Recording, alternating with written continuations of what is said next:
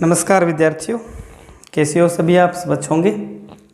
हम पिछले क्लास में विस्थापन और द्विविस्थापन मैंने करवा दिया था, लेकिन बीच में वीडियो टेक्निकल एरर की वजह से बीच में रुक गया था, तो विस्थापन ही थोड़ी सी हो पाई थी। तो मैं प्रयासरत रहूँगा कि दोबारा वापस वहीं से शुरू करें जहाँ से पिछला वीडियोज़ है वो एंड हो गया था।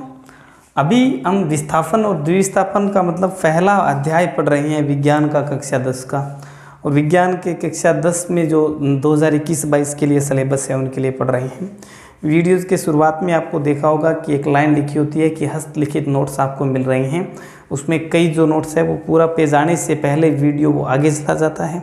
इसके लिए मैं एक दो वीडियो या हो सकता है इसके या उसके आगे वाले नीचे पूरा का पूरा PDF लिंक है वो मैं आपको डाल दूंगा, तो कि अपने नोट्स आप आराम से उतार लें, या हो सकता है मैं एक अलग से वीडियो में अलग से PDF बना करके आपको दे दूं, तो आपको घबराने की ज़रूरत नहीं है।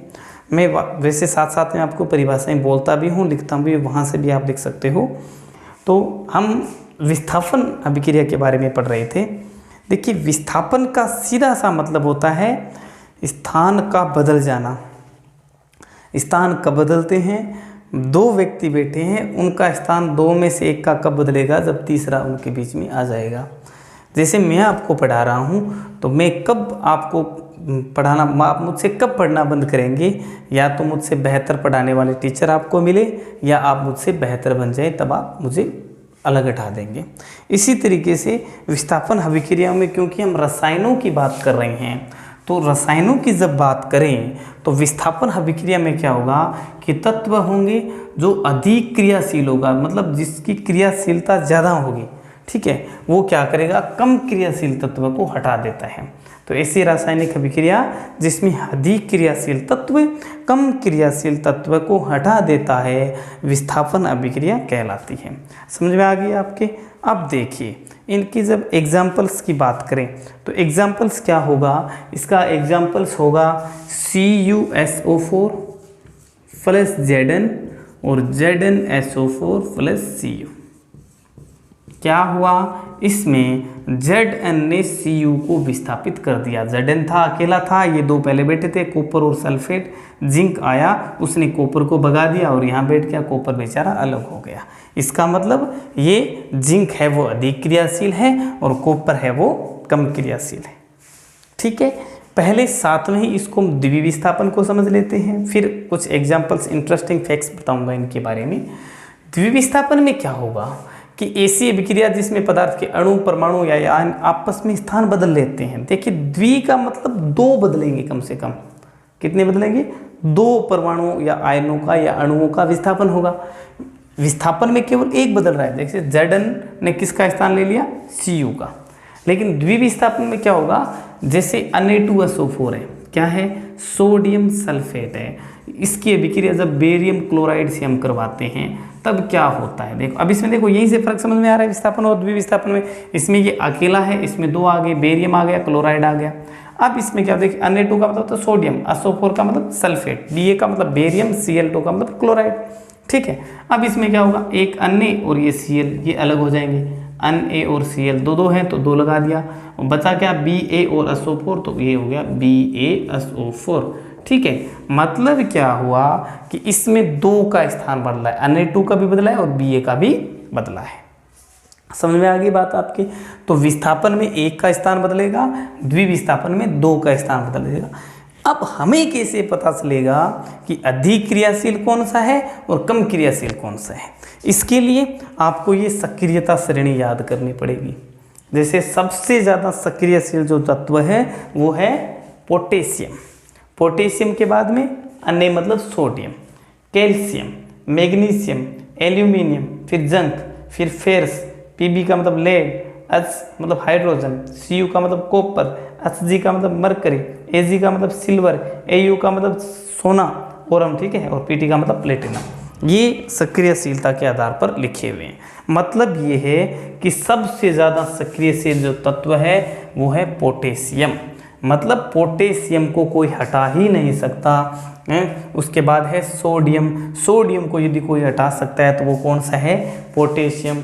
उसके बाद कैल्शियम, कैल्शियम को कोई हटा सकते हैं तो इसे ऊपर वाले ही हटा सकते हैं, नीचे वाले नहीं हटा सकते, ध्यान रखना। ऊपर वाले जो तत्व हैं वही हटा सकते हैं, नीचे वाले तत्व नहीं हटा सकते, ठीक है। अब इसमें देखिए ये Zn, अब Zn यहाँ था, इसने Cu का स्थान ले लिया। कैसे लिया, यहाँ देखिए Zn कहाँ पे है, ये रहा, और Cu कहाँ है, नीचे है। तो नीचे वालों को ऊपर वाले आराम से हटा सकते हैं। समझ में आ गई आपकी बात, ठीक है। अब कई बार आपके क्वेश्चन कैसे आता है कि क्या ऐसी अभिक्रिया संभव है, क्या ऐसी अभिक्रिया संभव है, ऐसी अभिक्रिया संभव है, यदि है तो बताइए कौन सी अभिक्रिया है, तो बताइए कौन सी अभिक्रिया है, कौन सी अभिक्रिया है, ठीक है। और फिर वो आपको क्या दे देगा, रिएक्शन दे देगा। तो एक तो हमने एक दे दिया जैसे ZnSO4 + Cu, ये अभिक्रिया होगी। आपको ये बताना है कि ऐसी अभिक्रिया हो सकती है या नहीं हो सकती। इसी के साथ आप ये ले लो ZnSO4 + H2, ZnSO4 + H2, बताइए कि ये अभिक्रिया होगी या नहीं। आप देखिए जैसे FeSO4 + Cu ऐसी है, या FeSO4 + Mg, FeSO4 + Mg, बताइए ऐसी हो सकती है या नहीं हो सकती। AgI + Na, AgI + Na, बताइए ये है क्या, ऐसी अभिक्रिया संभव है क्या, है तो कौन सी अभिक्रिया है। ऐसे कुछ एक और भी एग्जाम्पल दे सकते हैं। आप देखिए, अब देखिए सबसे पहले ZnSO4 + Cu, Cu और Zn का विस्थापन होगा तो Cu ये रहा, Zn ऊपर है, Zn ऊपर है, इसका मतलब Cu के अंदर इतनी ताकत नहीं है कि वो Zn को विस्थापित कर दे। इसका मतलब ऐसी अभिक्रिया संभव नहीं है, यहाँ कोई अभिक्रिया नहीं होगी। यहाँ देखिए ZnSO4 + H2, H कहाँ है, ये नीचे, Zn ऊपर, इसका मतलब ये भी अभिक्रिया नहीं हो सकती, ये Zn H से ज़्यादा सक्रियशील है, ठीक है। FeSO4 + Cu, Fe कहाँ है, देखिए Fe आपका ये रहा और Cu नीचे है, ठीक है। मतलब Fe ऊपर है, Cu नीचे, इसका मतलब ये भी अभिक्रिया नहीं हो सकती। FeSO4 + Mg, ये Fe और ये है Mg, तो Fe कहाँ है, ये रहा, Mg कहाँ है, ये रहा। अब ये हटा सकता है क्योंकि ये ऊपर है, तो यहाँ हो जाएगा MgSO4 + Fe, ये अभिक्रिया संभव है, ठीक है। इसका मतलब है कौन सी, विस्थापन अभिक्रिया, क्योंकि स्थान बदल रहा है, ठीक है। अब नीचे देखिए AgI + Na, Ag और Na की बात करें हम तो Ag कहाँ है, ये रहा, और Na कहाँ है, ये रहा। इसका मतलब सबसे ऊपर है, ये तो आराम से आ रहा था, तो ये हो कैसे जाएगा, NaI + क्या होगा, Ag, ऐसे आ जाएगी। ये जैसी रिएक्शन होगी तो NaI + Ag हो जाएगी, ठीक है। तो ये हो गई आपकी विस्थापन और द्विविस्थापन अभिक्रिया। एग्जाम में आपको एग्जाम्पल देंगे, एग्जाम्पल देके पूछा जाएगा कि कौन सी अभिक्रिया है, तो आराम से समझ लेना। विस्थापन की पहचान क्या होगा, एक का स्थान बदलेगा, द्विविस्थापन में दो का स्थान बदलेगा, ठीक है, ओके। अब हम पढ़ते हैं ऑक्सीकरण और अपचयन अभिक्रियाएं। ऑक्सीकरण और अपचयन अभिक्रियाएं क्या होती है, देखिए ऑक्सीकरण का एक दूसरा नाम है, ऑक्सीकरण का दूसरा नाम है उपचयन। तो कई बार आपके पेपर में ऑक्सीकरण, इसकी 3-4 परिभाषाएं हैं, हम बड़े आराम से समझते हुए चलेंगे, कोई जल्दबाजी नहीं है, ठीक है।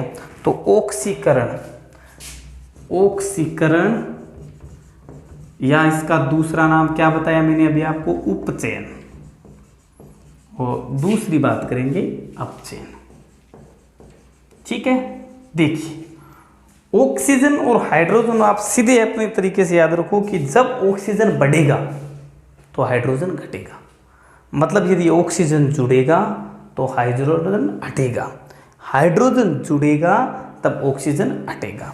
तो ऐसी अभिक्रिया, ऐसी अभिक्रिया जिसमें ऑक्सीजन जुड़ता है, ऐसी अभिक्रिया जिसमें ऑक्सीजन जुड़ता है तथा हाइड्रोजन क्या है, हटता है, ऐसी अभिक्रिया जिसमें ऑक्सीजन जुड़ता है तथा हाइड्रोजन हटता है। आप सीधा नोट डाउन कीजिए, जैसे मैं बोल रहा हूँ, ऐसी अभिक्रिया जिसमें ऑक्सीजन जुड़ता है तथा हाइड्रोजन हटता है, ऑक्सीकरण अभिक्रिया कहलाती है।